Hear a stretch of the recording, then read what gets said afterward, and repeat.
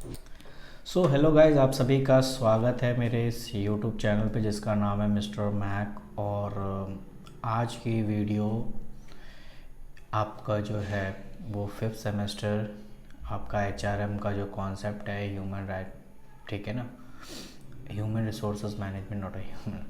तो human resources management के regarding जो है ये वीडियो है। तो जो बच्चे कह लो कि भाई जो फिफ्थ सेमेस्टर है, इससे पहले भी मैंने लॉ की वीडियोस बनाई थी उन सारे बच्चों के लिए जो फोर्थ सेमेस्टर में थे, और उनका रिस्पांस बहुत अच्छा रहा। और मैंने सोचा क्यों ना उनके लिए, क्योंकि उनके पास समय भी कम है, तो अपनी प्रिपरेशन कर सकें। तो इसीलिए मैं सिर्फ इम्पॉर्टेंट क्वेश्चंस यहाँ डिस्कस करूँगा। तो आपने बस अपने कॉपी पेन लेके बैठ जाना है और आप जो है इस चीज़ को ध्यान में रखना है।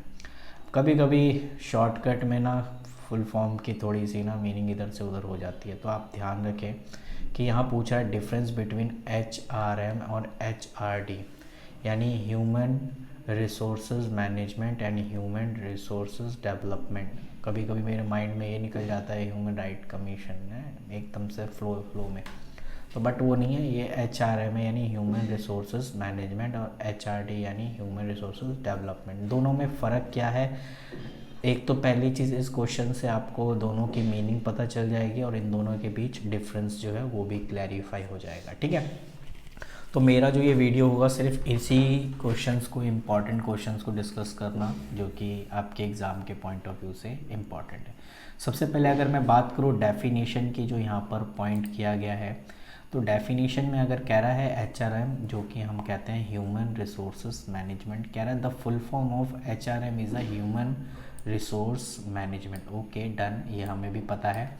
It's refer to how the principle of management can apply to manage employee working organisation effectively, यानी कुछ किस तरीके से हमें प्रिंसिपल्स को अप्लाई करके, कुछ सिद्धांतों को फॉलो करके, किस तरीके से अपने ऑर्गेनाइजेशन पे, उस ऑर्गेनाइजेशन के अंदर जो एम्प्लॉई हैं उनमें उन प्रिंसिपल को अप्लाई करके कैसे एक एम्प्लॉय की स्किल को बढ़ाना है, कैसे एम्प्लॉय को इस काबिल बनाना है कि एक अच्छा रिसोर्स साबित हो। ह्यूमन रिसोर्स का मतलब क्या होता है? एक इंसान जिसको हमने इतना पढ़ा लिखा के, या इतना अच्छा उसका जो है एक्सपीरियंस रहा और उसका वर्क एक्सपीरियंस भी बहुत अच्छा खासा रहा। तो ये कब होता है? जब कोई इंसान उस चीज़ को फॉलो करता है या सीखता रहता है, ठीक है ना। इसीलिए कहा जाता है आपको सीखना ज़रूरी है, आप नकल वगैरह कम ही मारें, क्योंकि आप जितना ज़्यादा सीखेंगे उतना ज़्यादा आपका स्किल डेवलप होगा और आपका ह्यूमन रिसोर्सेज जो है तो वो भी आपका बेस्ट होगा। तो मतलब सिंपल सा है, ह्यूमन रिसोर्स मैनेजमेंट का मतलब होता है ये वो मैनेजमेंट होते हैं जिनका काम होता है प्रिंसिपल को फॉलो करके या प्रिंसिपल को अप्लाई करके एम्प्लॉय का एक वर्क स्किल को बढ़ाना, ताकि ऑर्गेनाइजेशन में उसका जो इफ़ेक्ट है वो अच्छा खासा रहे, ठीक है। आई होप आपको ये चीज़ समझ में आए। अगर इसी के अगर एक साइड दूसरी साइड की बात करें, जिसमें कह रहा है एचआरडी यानी ह्यूमन रिसोर्सेज डेवलपमेंट, जिसमें इसका फुल फॉर्म पहले तो लिख दिया इसने, ह्यूमन रिसोर्सेज डेवलपमेंट। आगे कह रहा है it's refer to continue development function that are the implement या improving the performance of these working in organisation.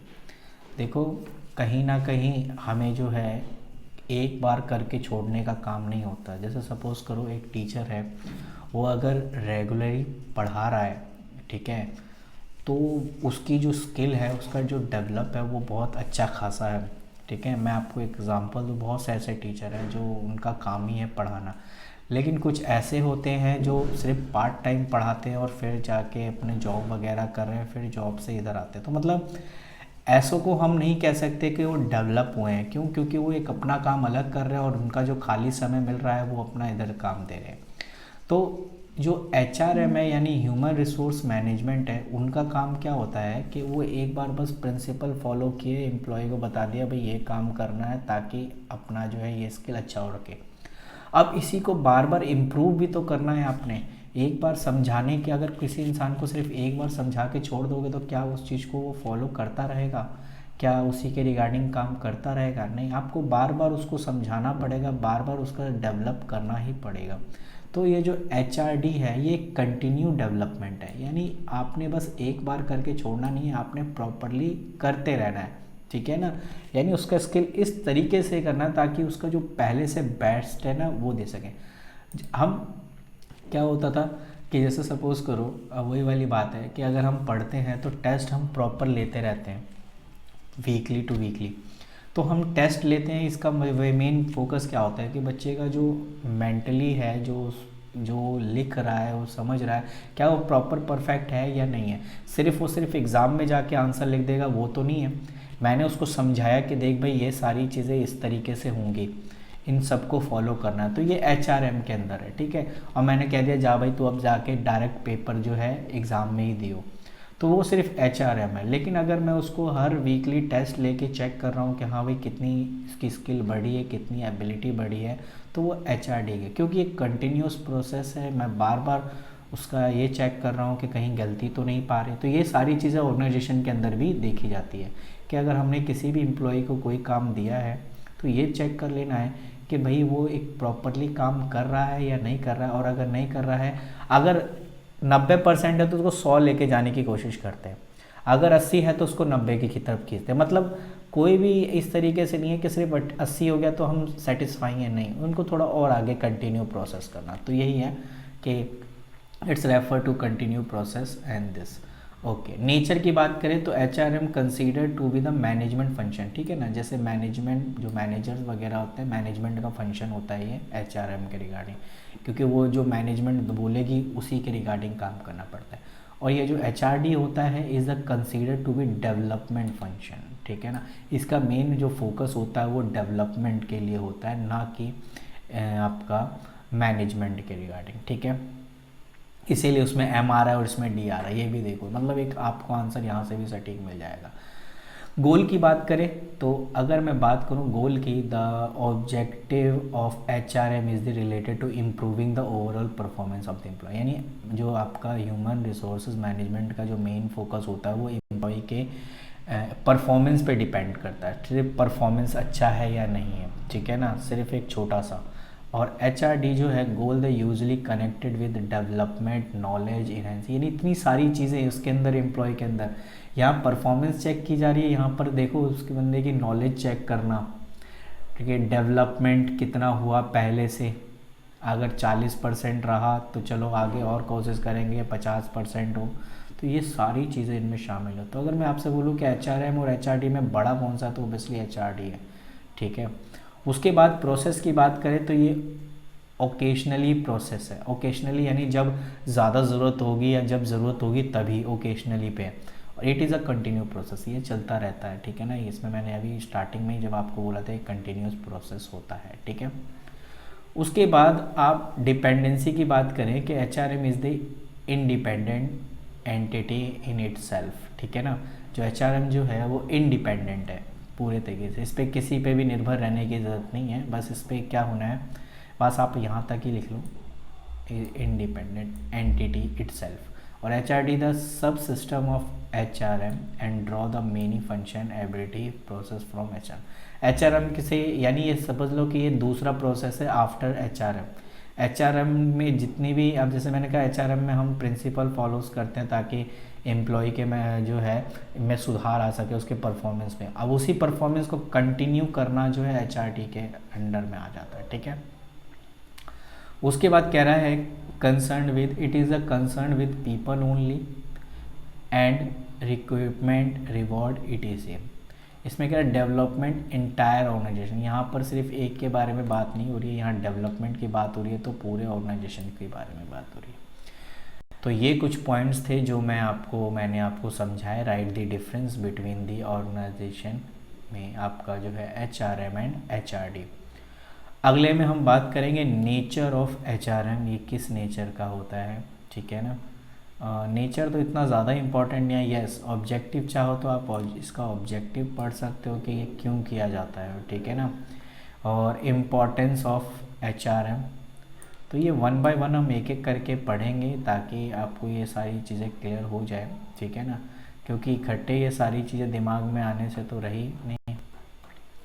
तो इसमें जो जो मैंने पॉइंट्स आपको इम्पॉर्टेंट लगाए हैं इसी के बारे में हम पढ़ेंगे कि सबसे पहले HRM इम्पॉर्टेंट क्यों है, ठीक है ना। अगर मैं बात करूं एट द एंटरप्राइजेज लेवल पे यानी ऑर्गेनाइजेशन के लेवल पे बात करूं तो ये कह रहा है good human resources practices can help attracting retaining the best people in the organisation and planning alert the company type of people will need a short medium and long run.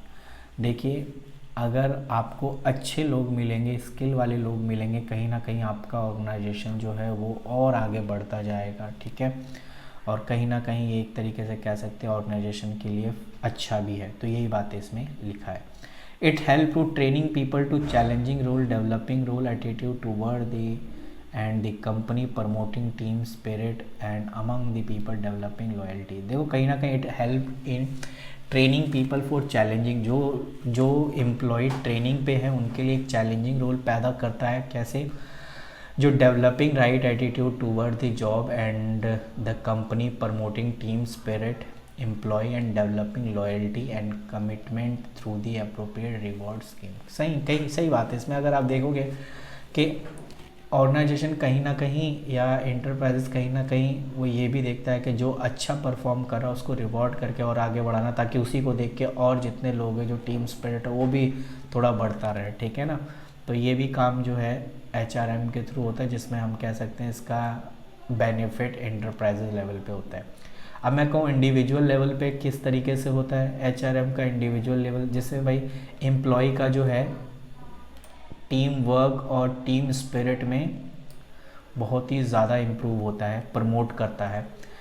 Officer excellent growth opportunity to इसमें लिखा है to it offer excellent growth opportunity to people who have the potential right. Obviously कहीं ना कहीं वो लोग जिन पर ये HRM अप्लाई हुआ है, ठीक है ना, समझ लो कि भाई उसको इस तरीके से परफेक्ट बना दिया गया है कि भाई उसको फिर कहीं पे भी वो जाए उसको 101% उसको जॉब मिलेगी ही मिलेगी। खैर वो जाएगा ही क्यों जब कंपनी उसको वो सारी रिवॉर्ड पे कर रही है ऊपर, ठीक है ना। It's allowed to people to work delegation या डेलीगेंस एंड कमिटमेंट, ठीक है। तो ये कुछ पॉइंट है जो इंडिविजुअल लेवल पे की जा रही है। At the level of society, अब सोसाइटी के लिए किस तरीके से ये फ़ायदेमंद है HRM, तो पहला कह रहा है providing suitable employment, obviously social and psychologically satisfaction people. अगर आप अच्छे स्किल वाले हो, आप अच्छे से सारी चीज़ समझे, तो आप एक तरीके से जॉब के लिए भी प्रेफर हो। अगर आपको कोई काम आता ही नहीं है तो आपको कौन जॉब पे रखेगा, ठीक है ना। कुछ ना कुछ maintaining balance between job available and job seeker in term of number. मैंने कहा ना, एक को कुछ काम आता नहीं है और आपको कम से कम थोड़ा बहुत तो काम आता है, तो आपको पहले लिया जाएगा ना कि उसको, क्योंकि उसको सिखाने में भी टाइम लगता है। ये कुछ पॉइंट्स देख लेना। Effective use of human resources help to, ये नेशनल लेवल पे बात कर रहा है, ठीक है ना। People right skill proper attitude appropriate leading the standard living better employment. पहली चीज़, जहाँ ह्यूमन रिसोर्सेज मैनेजमेंट ज़्यादा अच्छा है तो समझ लो वो नेशनली लेवल पे भी अच्छा परफॉर्म करेगा और वहाँ आपका स्टैंडर्ड लिविंग उस कंट्री का है वो भी बढ़ जाएगा। अगर मैं बात करूँ USA की बात करूँ तो USA का जो स्टैंडर्ड लिविंग रहने का तरीका है वो अलग है और अच्छा खासा भी है। जापान का अच्छा खासा है, ठीक है ना। और वहीं अगर मैं बात करूँ पाकिस्तान या और किसी कंट्रीज़ में, इंडिया के बारे में बात करूँ, तो कहीं ना कहीं इनमें डिफरेंस पाया जाता है क्योंकि ये डेवलपिंग कंट्री है। तो एक डेवलप कंट्री और एक डेवलपिंग कंट्री के जो एम्प्लॉयज़ होते हैं उसमें कहीं ना कहीं चेंजेस आ ही जाता है। उसकी वजह यही होती है कि जो डेवलपमेंट कंट्री होती है वो एक अच्छा खासा रिवॉर्ड पे करती है अपने HR यानी अपने एम्प्लॉय के रिगार्डिंग, क्योंकि उनको पता है कि यही मुझे जो है या अपनी ऑर्गेनाइजेशन को बेस्ट परफॉर्मेंस देंगे और ग्रो भी होगा। तो ये सारे पॉइंट्स थे इसके रिगार्डिंग। तो आई होप आपको ये वीडियो पसंद आई है और अगली क्लास में इससे आगे की चीज़ें देखूंगा कौन सा इम्पॉर्टेंट है। तो फ़िलहाल आप थोड़ा बहुत पढ़िए और पढ़ते रहिए। मैं आपको videos time to time upload करता रहूँगा। रिस्पांस अच्छा खासा मिला तो ओबियसली मैं और भी वीडियोस लाऊंगा, और रिस्पांस अच्छा खासा नहीं रहा तो मैं ऑलरेडी 11-12 की वीडियोस बना ही रहा हूँ, तो मुझे उस पर अच्छा खासा रिस्पांस मिल रहा है तो बेस्ट है। तो चलिए मिलते हैं आपसे अगली क्लास में। Thank you.